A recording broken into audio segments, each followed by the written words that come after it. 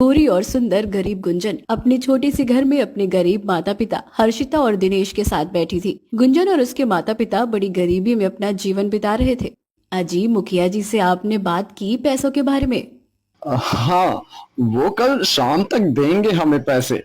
बस बिटिया की शादी अच्छे से हो जाए, शादी में किसी तरह की कोई परेशानी ना आए।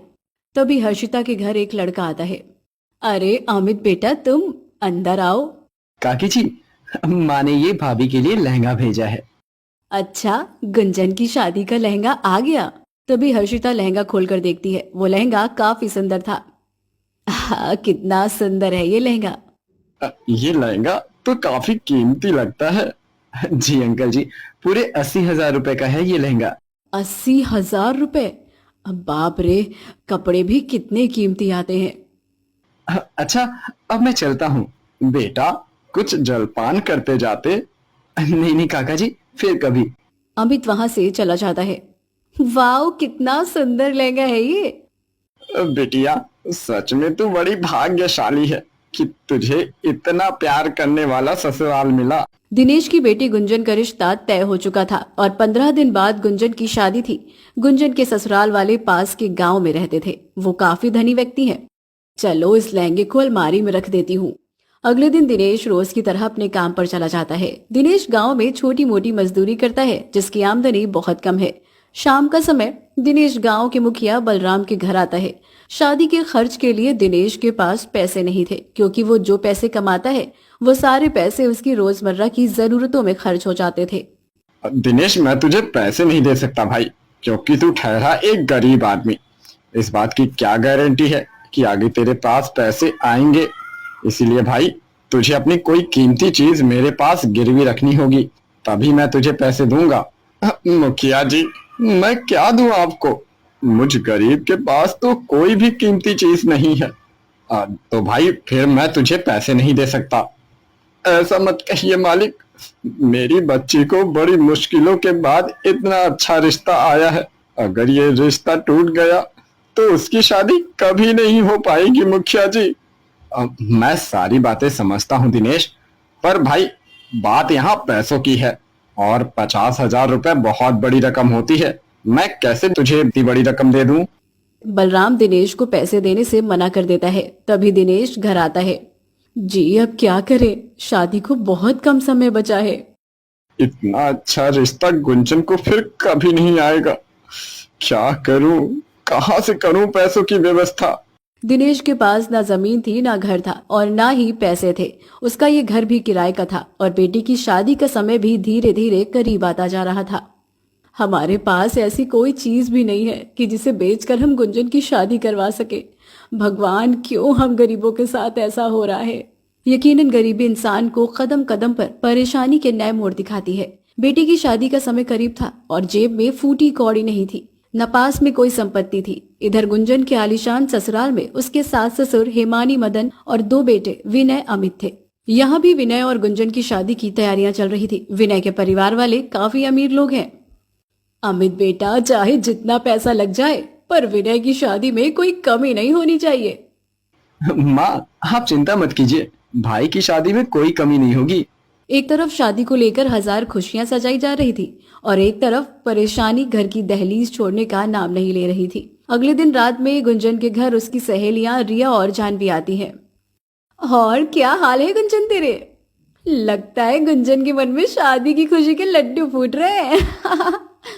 वैसे गुंजन, मानना पड़ेगा, तू है बड़ी नसीब वाली कि तेरी शादी इतने अमीर घराने में हो रही है। सच में यार, नसीब हो तो तेरे जैसा।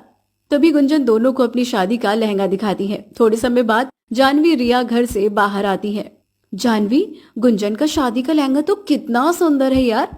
सच में गुंजन बड़ी नसीब वाली है। वो अपनी शादी में 80,000 का लहंगा पहनेगी। 80,000 रुपए तो मैंने जीवन में कभी देखे भी नहीं, और वो गरीब गुंजन 80,000 का लहंगा पहनेगी। मेरे ससुराल वाले तो मुझे 10,000 का लहंगा भी खरीद कर नहीं दे सकते।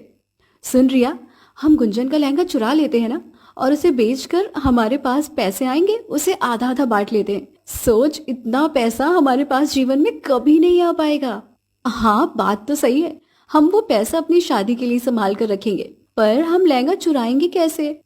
सुन, गुंजन के घर के पीछे का दरवाजा कमजोर होने के कारण हमेशा खुला रहता है। हम रात को चुपके से वहां से गुंजन के घर के अंदर जाकर वो लहंगा लेकर आएंगे।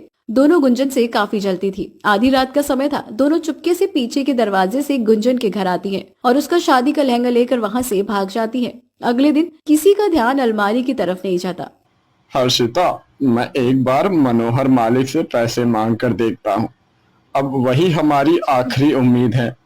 भगवान करे मनोहर भाई हमें पैसे दे दे ताकि हम अपनी बच्ची की शादी करवा सके।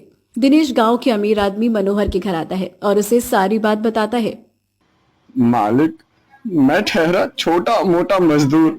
अब बेटी की शादी का समय करीब आ रहा है और मेरे पास इतने पैसे नहीं हैं कि मैं शादी का खर्च उठा सकूं। इसीलिए मैं आपके पास बड़ी उम्मीद लेकर आया हूं। मैं आपकी पाई पाई लौटा दूंगा मालिक। अब देखो दिनेश, मैं 50,000 रुपए तो नहीं दे पाऊंगा। बस 30,000 रुपए दे सकता हूं मैं तुम्हें। 30,000 रुपए भी छोटी रकम नहीं है। बाकी के पैसों की व्यवस्था कहीं और से कर लूंगा। तभी दिनेश मनोहर से 30,000 रुपए उधार लेकर अपने घर आता है तो अंदर घर में गुंजन और हर्षिता सारा सामान उलट पुलट कर रही थी। क्या हुआ? अजी, बिटिया की शादी का लहंगा नहीं दिख रहा है। क्या? हाँ बाबा, हम कब से लहंगा ढूंढ रहे हैं पर वो हमें कहीं नहीं मिल रहा है। अरे ठीक से देखो, यही कहीं रखा होगा। पता नहीं अलमारी के अंदर से कहाँ गायब हो गया वो लहंगा। आखिर लहंगा घर के अंदर से कहाँ जा सकता है? अरे अर्चिता, वो लहंगा पूरे 80,000 रुपए का था। अब हम समधन जी को क्या जवाब देंगे? तुम्हें उस लहंगे को संभाल कर रखना चाहिए था ना। लहंगा मैंने यही अलमारी के अंदर रखा था। अरे एक परेशानी जाती नहीं कि तुरंत ही दूसरी परेशानी आकर दस्तक दे देती है। अब इतना कीमती लहंगा हम कहाँ से लाएंगे? बाबा, क्या अब मेरी शादी टूट जाएगी? क्या विनय जी अब मुझसे शादी नहीं करेंगे? नहीं नहीं मेरी बच्ची, ऐसा ना बोल। हम तेरी शादी टूटने नहीं देंगे। पैसों की समस्या खत्म नहीं हुई थी कि इतनी बड़ी आफत और आ गई। करीब 2 दिन बाद तक सब लहंगे को तलाश करते रहे पर लहंगा कहीं नहीं मिला। अब बेटी की शादी ना टूट जाए, इस चिंता में दिनेश काफी ज्यादा दिमाग पर टेंशन लेता है और उसके पूरे शरीर में पैरालिसिस हो जाता है, जिसके बाद वो चारपाई का सहारा बनकर रह जाता है। भगवान, ये क्या हो रहा है हम गरीबों के साथ? क्यों परेशानियां बार बार मेरी बेटी की खुशियों के रास्ते में आ रही है? तभी गुंजन घर आती है। माँ, बाहर मेरे ससुराल वाले आए हैं, अब हम उन्हें लहंगे का क्या कहेंगे? क्या? वो लोग क्यों आए हैं? बिटिया, उनके सामने लहंगे का कोई जिक्र मत करना, शायद वो तेरे बाबा को देखने आए हैं। तभी हिमानी और सब घर में आते हैं। समधन जी, समधी जी के साथ हुए हादसे की खबर सुनकर बड़ा दुख हुआ। अब कैसी है समधी जी की तबीयत? अब पूरे शरीर को पैरालिस हो चुका है। बेटी की शादी करीब है और इन्हें ये क्या हो गया? सब काफी समय तक बातें करते हैं। समधन जी, हम ये शादी आगे नहीं बढ़ा सकते। जो समय दिन शादी का तय हुआ है उसी दिन शादी करवानी होगी। वो क्या है ना, हमारी सारी तैयारियां हो चुकी हैं और पैसा भी बहुत लग चुका है, तो प्लीज आप इस बात के लिए बुरा मत लगने देना। ये सुनकर हर्षिता और गुंजन के होश उड़ जाते हैं। अरे बाप रे, अब तो केवल 5 दिन का समय बचा है शादी को। अब इतनी जल्दी हम लहंगे की व्यवस्था कैसे कर पाएंगे? थोड़े समय बाद हिमानी और सब वहां से चले जाते हैं। माँ, अब हम इतनी जल्दी लहंगा कहाँ से लाएंगे? मैंने ऐसे हजारों रिश्ते देखे हैं जो जरा सी बात पर शादी के दिन टूट जाते हैं। कहीं मेरी बेटी के साथ भी ऐसा ना हो।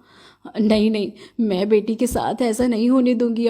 मैं उसकी खुशियों को मुहर नहीं लगने दूंगी। करीब 4 दिन बीत जाते हैं। शाम का समय गुंजन अपने पिता के पास बैठी थी। दिनेश चारपाई पर जिंदा लाश की तरह पड़ा था। उससे बात भी नहीं की जा रही थी। बाबा, कल मेरी शादी है और अब तक लहंगे की व्यवस्था नहीं हुई है। पता नहीं माँ सवेरे से कहाँ है। बाबा, अब हम क्या करेंगे? बेटी के आंसू देखकर दिनेश की आंखों में आंसू आ जाते हैं। तभी हर्षिता एक बड़ी सी थैली लेकर घर आती है। माँ, कहाँ गए थे आप? और इस थैली में क्या है? तभी हर्षिता उस थैली के अंदर से वैसा ही लहंगा निकालती है जैसा ब्राइडल लहंगा गुंजन के ससुराल वालों ने भेजा था। अरे वाह, लहंगा! माँ, ये लहंगा कहाँ मिला आपको? बिटिया, ये मुझे एक जगह पर पड़ा मिला। शायद चोर इसे हमारे घर से ले गए थे और वहां छोड़कर चले गए। भगवान जी का लाख लाख शुक्र है कि मुझे मेरा लहंगा मिल गया। लहंगा देखकर गुंजन बहुत खुश होती है। अगले दिन गुंजन और विनय की शादी हो जाती है। विदाई के समय गुंजन अपनी माँ के गले लिपट कर रो रही थी। तभी गुंजन का हाथ अपनी माँ की कमर पर लगता है तो उसे वहां कुछ लगा हुआ महसूस होता है। गुंजन जब अपनी माँ का पल्लू हटाकर देखती है तो हर्षिता की कमर पर एक पट्टी बंधी थी। माँ, ये पट्टी, आपको चोट लगी थी क्या? तभी वहां पर एक आदमी आता है। यहाँ हर्षिता जी कौन है? मैं हूँ। मेरा नाम चमन है, मैं सिटी हॉस्पिटल से आया हूँ। कल आपने जो अपनी किडनी हॉस्पिटल में सेव की थी, ये उसकी बाकी की रकम और आपकी दवाई। ये सुनकर गुंजन और सबके होश उड़ जाते हैं। समधन जी, आपने अपनी किडनी क्यों बेची? माँ, ये क्या किया आपने? बिटिया, इंसान एक किडनी के सहारे भी तो जिंदा रह सकता है ना।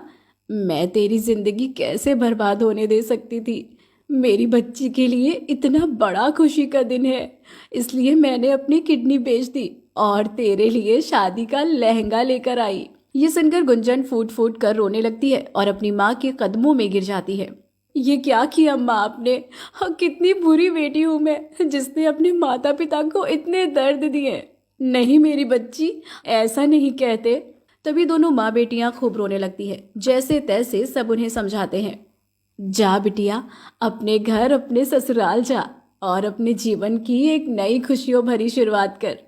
तभी गुंजन अपने ससुराल चली जाती है। दोस्तों, यही होते हैं माता पिता, जो अपनी जान की परवाह ना करके अपने बच्चों की खुशियों को पूरा करने के लिए अपनी जी जान एक कर देते हैं। उम्मीद करते हैं आपको ये कहानी पसंद आई होगी। तो मिलते हैं अगली ऐसी किसी नई मजेदार कहानी के साथ।